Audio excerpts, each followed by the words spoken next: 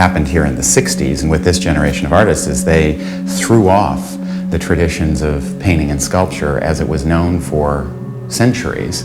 And so they did start something new.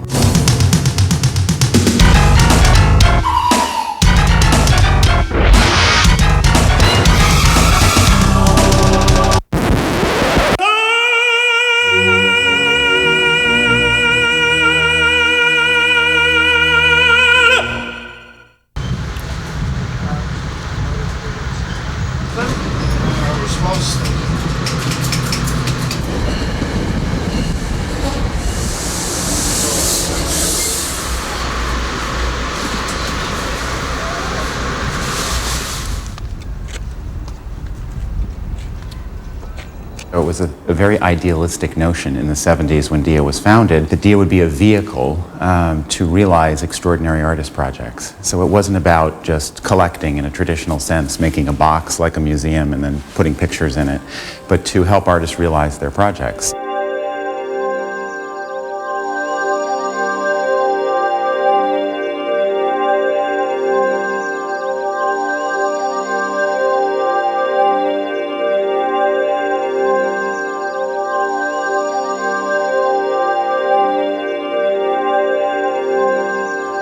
I guess the art at DIA could appear strange just because it's so big, it's so out of scale to our own bodies. When you come up against a large slanting piece of partially corroding steel by Richard Serra, you really don't know what to make of it as an object.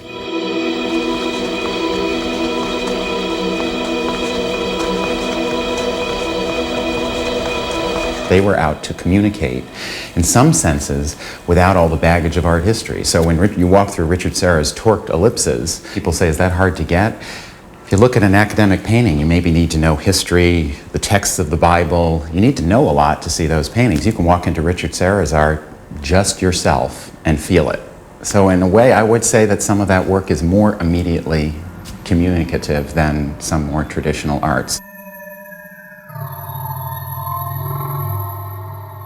What we have today is astronomical numbers of people going to museums. And they're not just going to see traditional art.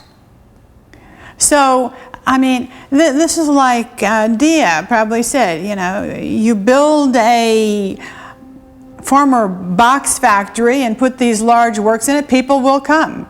And they have.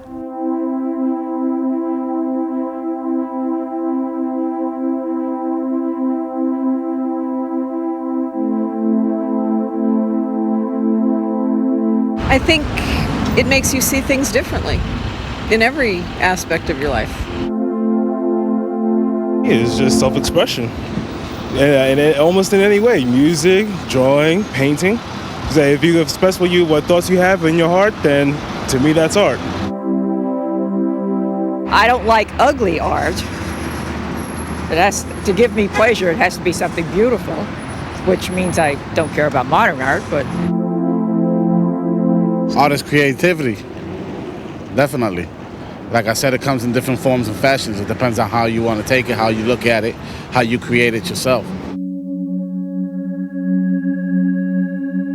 Without function. Well, I run an art gallery. Okay, so what is art? Art is something that is visually stimulating, something you look at that gives you some feeling, some sensation, be it pleasurable or shocking or just some direct emotional response. Art is like a dream. You know, dreams aren't readily given to you. You wake up and you have what Freud called the manifest content, the story, the picture, the figures. And then there's the latent content. You know, what is this symbolizing? What is this suggesting?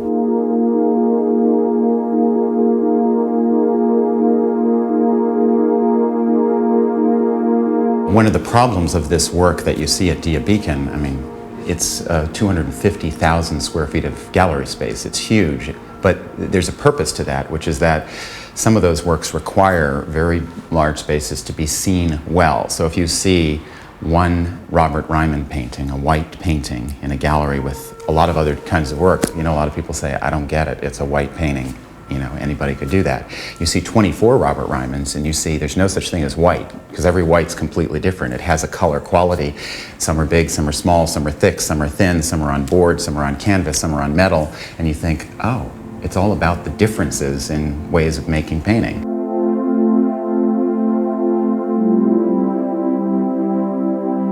Michael Heiser, you saw the works at Beacon, the 22-foot deep holes in the ground, 125 feet long. And that's 1967. He's making works of monumental scale that people had never seen before. And he said once he thought it was odd that this great nation, in this case, North American, that we didn't make works of the awe and awe-inspiring scale that the ancients did.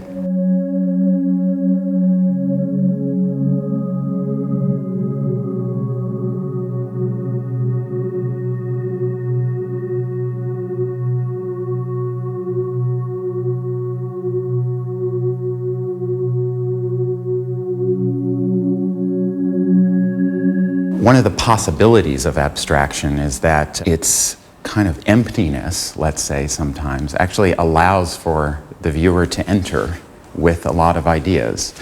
James Turrell's work where, for example, the sky in a sky space, when he builds a sky space with a room with a hole in the top and you're looking at the sky and you're inside and the sky appears to be this deep blue which you can almost touch, and you realize the color of the sky, its place, its shape is really made by you, the viewer. And I think that's true of a certain amount of this work, that it requires the viewer to understand oneself as a kind of perceiving being, that you add a lot to the equation.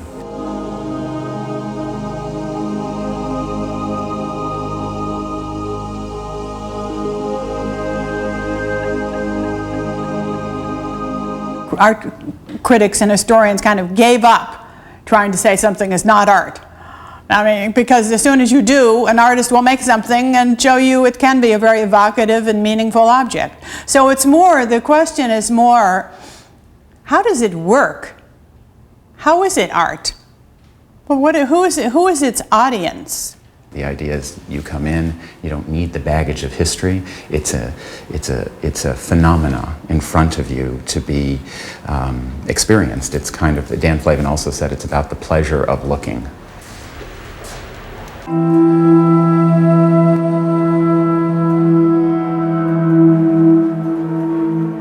Going back to that landscape, is that traditional pristine nature.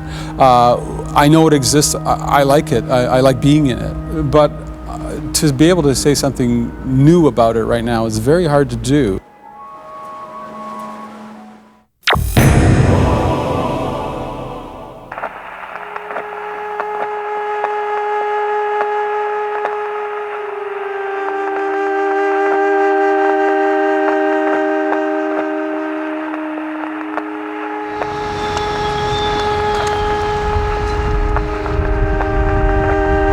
When people first see it, they're not sure that they're looking at a photograph, and that's what I like. I like that kind of displacement of all your ideas of reality in a photograph, and then all of a sudden you think you're not sure if you're looking at a painting or a photograph, and then it reveals itself that no, indeed, this is a photograph.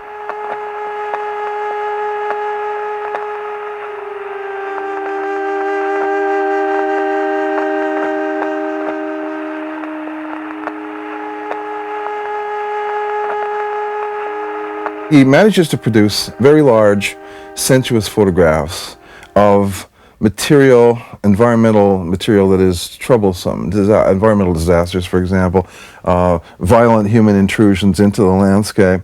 The interesting thing about Burtynsky is that he makes these pictures which initially seem glamorous, gorgeous, aesthetically tasty, which upon a moment's reflection or a few moments' analysis turn out to be deeply troubling subjects.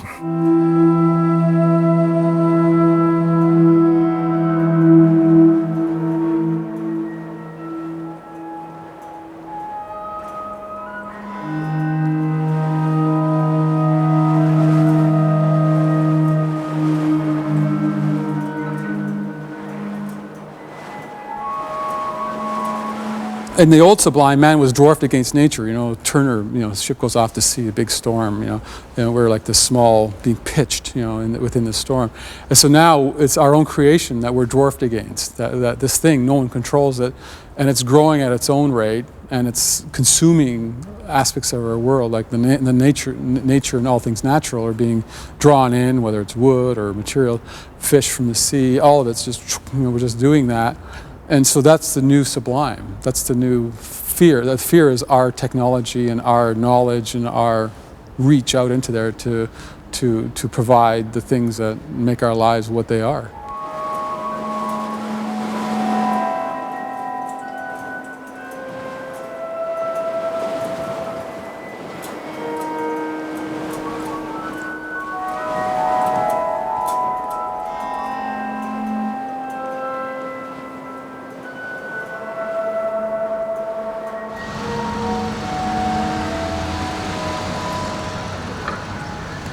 What we're really looking at is something that's going to be disappearing. I mean, it's going to be kind of a lost landscape to us. You can look at, for instance, the trees that have dried out and are disappearing and are just shards, and then to the landscape that's sort of remaining and disappearing, and that a whole kind of the environment and the atmosphere, which kind of gives you a feeling for the pollution and the fog, and we have a kind of a beautiful atmosphere there. But when you really think about it, you know, it's quite dangerous, quite horrific at the same time. I showed it for the first time in Toronto. It was like from June 1st to June 18th, and it was just a quirk that on June 1st they started filling the reservoir. And by the end of the show, everything that was in that show was underwater. You think you're looking at about 15 square feet of rubble, and then it takes you a moment to realize, with a kind of shock surprise, that all those little dots, those black dots there that you thought were ants, are in fact people who are combing through the rubble, separating what will float from what will not. So there are these sort of moments where you're taken aback. You know, you have a new realization.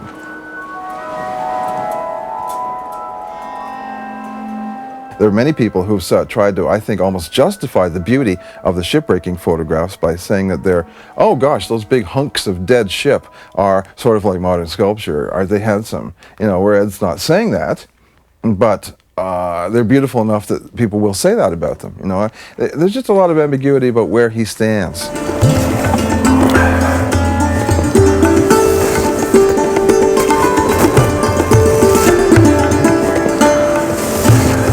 By the time you've spent 5 minutes or whatever in front of one of his photographs, you've gone through a little movie in your head about what is all happening, because the mind is continuous, and he plays on that. But he's got that whole thing. It's like, I'm going to only bring you halfway. You know, I'm not going to tell you everything. I want you to come to look at one of my photographs. I'm going to draw you in, and you've got to invest something in what I've got going on. And it's only when the two meet, what Ed brings to you and what you bring to the image, that's that real switch that he builds into his work, and that's what makes it so appealing.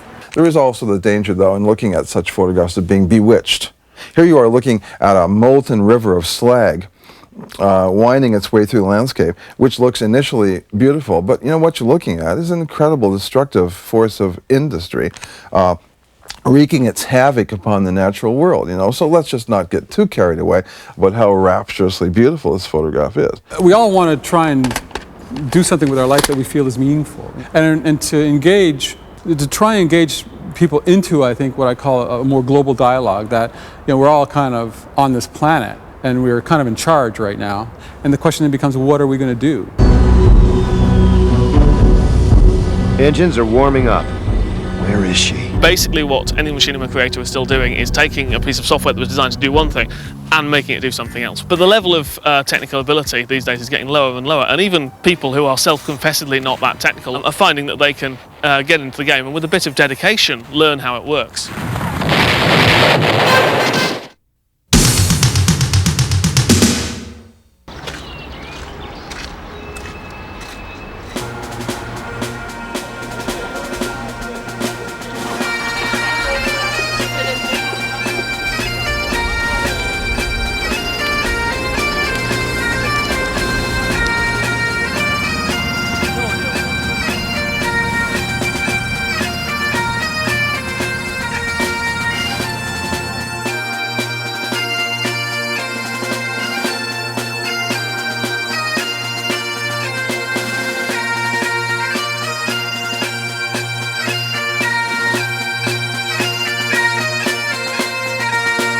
Machinima is the new way of making computer-generated films by shooting inside of virtual reality, which is usually the virtual reality of a computer game.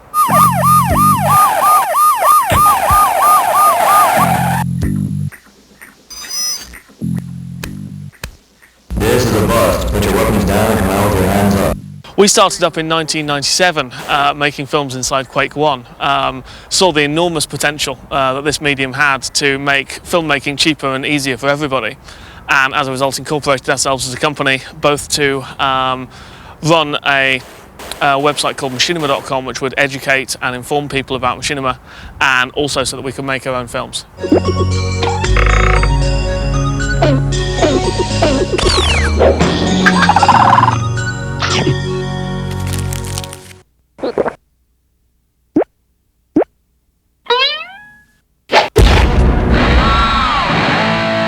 In its simplest form, machinima grew out of, quite literally, manoeuvring characters around within a video game, videoing the results and editing that into a film.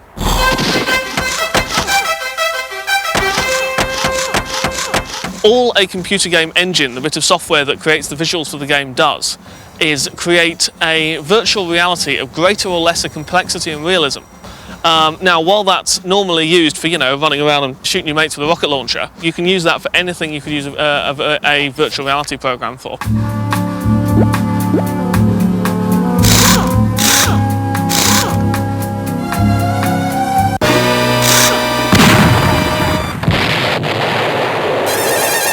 And this is legal? It is, yes. Virtually all of these 3D games are licensed for mod making, where mods are modifications of the game. And that means that provided you're not making money out of them, you can distribute these mods, and those mods can include films made by Machinima. An increasing number of these engines also have various ways to exploit them for commercial use. So, for example, we make films commercially using Machinima. We can either do that by reaching an agreement with a game company, or by using commercial software, which also, again, creates a real-time virtual reality, which we can then use as our set.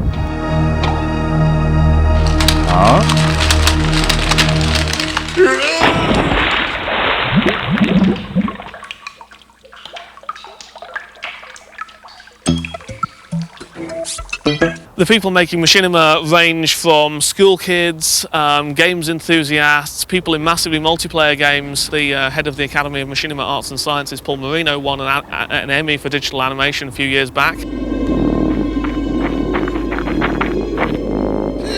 That looks absolutely delish. I bet it tastes like chicken. Even serious players in Hollywood are starting to get involved now. I can't name any names, but I've had some phone calls which caused me to run around the room, alternately screaming and jumping in the air. Doctor! Oh, hell. Oh, no! Oh, what? We gotta get out of here. Out of the lab? Out of the system. We don't have much time. Move! I don't think it's going to attract the same kind of opprobrium as things like file sharing have done. Basically because what we're doing, what Machinima allows isn't people to take, and you can debate the morals of that, to take the content that Hollywood has created. What it allows people to do is to create new content. And fundamentally in Hollywood there is always this sucking void of good content, and there's always people looking for the next story.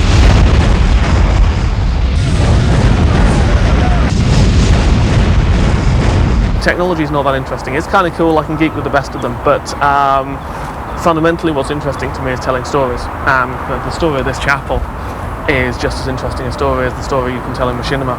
The thing that Machinima does is it lets you tell the stories that you couldn't tell just by taking a camera off it.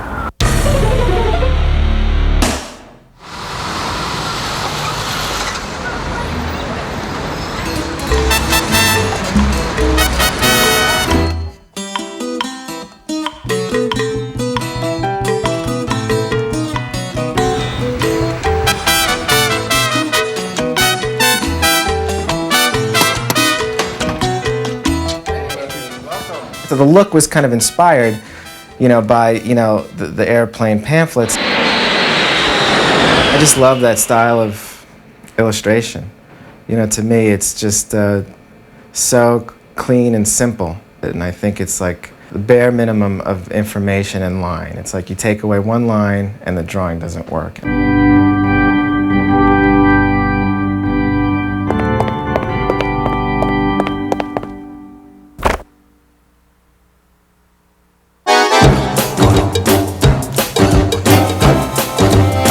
This piece is one of the early ones I did called Black and Curly, and you may not want to know this, but I'm the model. I think it's an important piece, teaches you a valuable lesson, because I know myself, but before I thought about this, I would often use the scrape technique, which is pretty traumatic and disgusting. It only embeds the hair under your nail. I think that the tricky thing with this type of art is that there's a little stigma with computer art, because I guess people feel like, oh, you could just churn out, 50 of these, and so it loses value in their mind. So what I tried to do was treat it a little bit like photography, where I would do a limited edition, a small enough number where it feels special, but at the same time, if I sell one, I'm not done. Hey, could you hold that, please? Hey, could you hold that? Hold that, please. Everybody has been there, like you're in a rush, you see the person coming, you probably could press the button. But what I think is more interesting than that is the whole game of putting on a good face, the whole charade of, I tried. Oh, sorry. You always say, oh, sorry, you tried, but you didn't really try. You know what I mean? And it's just a game. It's just a cover-up.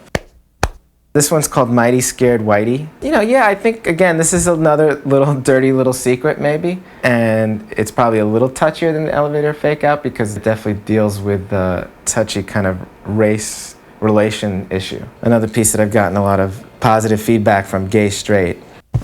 I guess, everybody just kind of accepted what's happening in sports, but no one's ever really kind of brought it to anyone's attention. And they're thought of as just like these big, manly, testosterone-filled men. And the whole time during the game, they're patting each other's butts and touching their own crotches. I mean, the only other place that happens is gay bars. It's usually pretty much the same. It's very, flat color, simple line. But it's amazing. I mean, once I did it on the computer, it just made it so much easier, to do what I wanted and change things and, colors and, various elements. And I would have never been able to paint it.